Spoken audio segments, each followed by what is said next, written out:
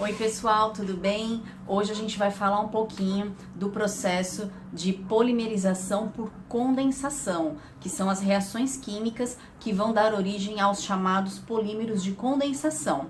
Essa reação também é chamada de polimerização por eliminação, porque a gente vai ver que é uma reação química em que a gente vai produzir o polímero e nós vamos paralelamente, né, gerar uma molécula pequena. Então a gente costuma dizer que nós eliminamos uma molécula pequena. Geralmente é água, mas dependendo da estrutura dos seus monômeros, você pode estar produzindo amônia, ácido clorídrico, e aí vai depender então do tipo de monômero que você está usando na polimerização.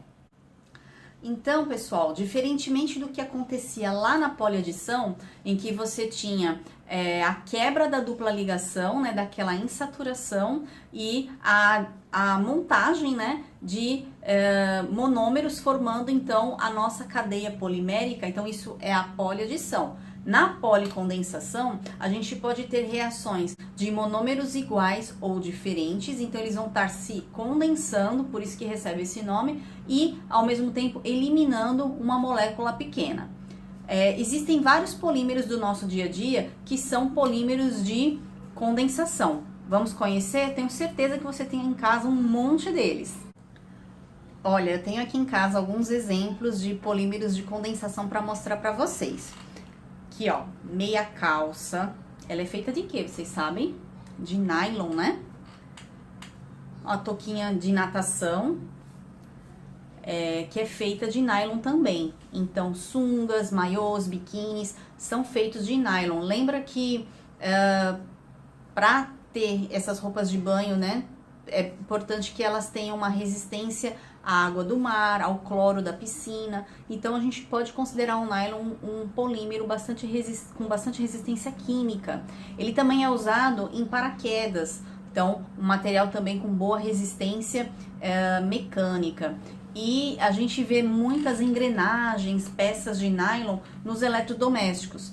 Então máquinas de lavar, então você vai ver mancais, então componentes de máquinas feitos de nylon. Boa resistência química e mecânica, tá bom? Temos também, né, sem fazer propaganda, a garrafinha PET, né? Então, o PET, que é a sigla de polietileno tereftalato ou politereftalato de etileno, é um polímero de condensação. Por isso que se você tivesse que escolher, né, qual é o tipo de reação que eu tenho que estudar mais, é a poliadição ou a policondensação? As duas são importantes. Eu costumo dizer aos alunos que a policondensação dá um pouquinho mais de trabalho, porque não é apenas, né, quebra na dupla ligação e junta os monômeros. Você tem que fazer a reação química de condensar esses dois monômeros e fazer a eliminação da molécula pequena. Essa molécula pequena não faz parte do polímero, tá bom? E aí o PET, ele é muito importante, e o nylon são os dois de maior destaque. Claro que a gente tem outros polímeros de condensação, como o silicone, que a gente vê pessoas usando nas próteses mamárias, o silicone que a gente usa em casa, como o vedante, né? Também o policarbonato, que tem um monômero à base de bisfenol A, né? Então, são exemplos também de policondensação. Um outro exemplo também da família aí do PET são as fibras de poliéster, né, usadas na indústria têxtil. Então você pode olhar aí as roupas na sua casa, olha a etiqueta, se tiver lá tantos por cento poliéster, opa, poliéster é um polímero de condensação. A gente vai ver essas reações na nossa disciplina de polímeros, nas aulas de polímeros. Não sei se vocês já ouviram falar, mas existe uma fibra também usada na indústria têxtil para a confecção de coletes à prova de bala. Também é usado na blindagem de carros, que é chamado de Kevlar. É uma fibra de coloração amarelada. É a poliaramida, também um polímero de condensação. E mais um exemplo bastante conhecido é a baquelite, que nós encontramos no cabo de panela, né? Então, é um polímero de condensação, ele é um termorrígido, né? A gente não vê cabo de panela derretendo na boca do fogão.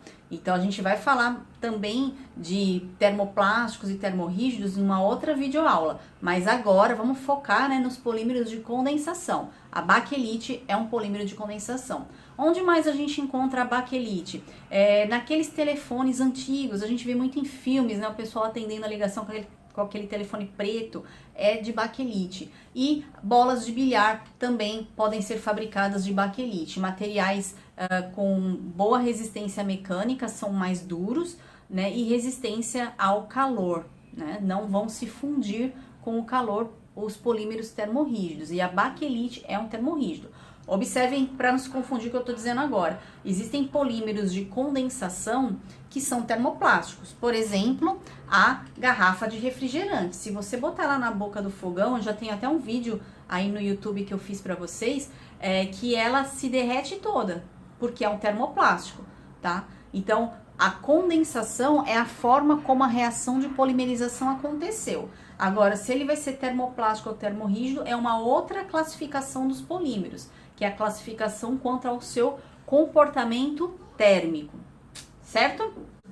Eu falei do policarbonato para vocês, ele está sendo muito usado, né, em óculos, né, para deixar a armação uma estrutura mais leve, mas o policarbonato também ele é usado em escudos de proteção. Então, batalhão de choque da Polícia Militar, quando usa aqueles escudos de proteção, geralmente é o policarbonato. Você vê toldos, paradas de ônibus, toldos em estacionamento de shoppings, supermercados, porque ele imita muito o vidro, então você consegue aquele aspecto, né, de transparência e ao mesmo tempo um material leve e bastante resistente ao impacto.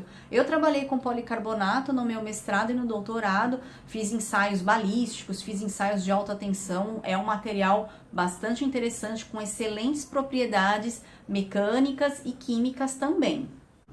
E mais um exemplo de polímero de condensação que a gente tem em casa são as espumas de poliuretano, né, com a sigla PU. O poliuretano ele é usado em espumas de colchões, de travesseiros, assentos de automóveis, tá? Tem uma boa resistência química também, retardante de chama, tá? É um material bastante interessante. Também pode ser usado em isolamento acústico. Quem tem estúdio, toca bateria e aí quer deixar o ambiente isolado acusticamente para não interromper os vizinhos, né?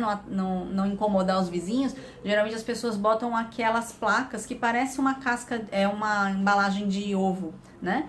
Então essas placas são feitas de espuma de poliuretano, então um isolamento acústico muito bom. Então tá bom, pessoal, hoje a gente fez uma introdução aos polímeros de condensação. Nas próximas aulas, nas próximas videoaulas, eu vou estar trabalhando com vocês especificamente, tá? Vou fazer uma aula só de PET, uma aula só de fibras poliéster e uma aula só para falar do nylon, tá bom? Que é a poliamida. E aí a gente então se vê numa próxima aula. Obrigada!